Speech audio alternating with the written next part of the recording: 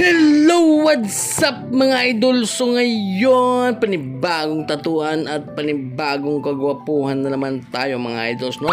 So ngayon, nagtatanggal tayo ng stencil dyan kasi nga ito yung request ng ating client na si Ma'am May. So yun, syempre repeated client natin to mga idol. So almost 1 year na rin yung last na nagpatato siya sa akin. So na sobrang busy lang daw siya kaya medyo natagalan yung kanyang pagbalik mga idol. So dyan nagre-ready na tayo dyan mga idol.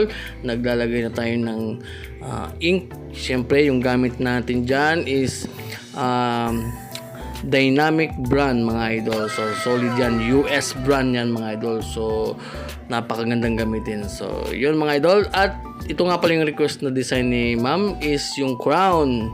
So medyo madetalye ito mga idol. Kaya yung ginamit kong needle dito mga idol is isang size lang mga idol.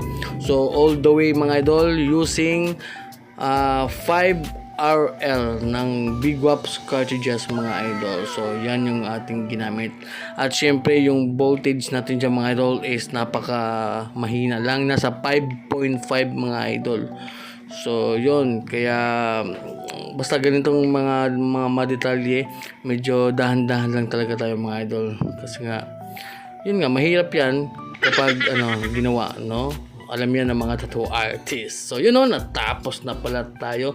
So yun, si Ma'am Idol May. So yun, ito yung aming final result.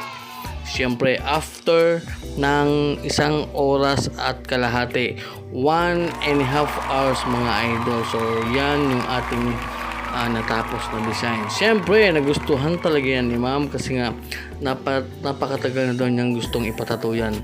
So yun, at siyempre maraming salamat at umabot kayo hanggang dito. So don't forget to like, comment and share. So yun lang mga idol.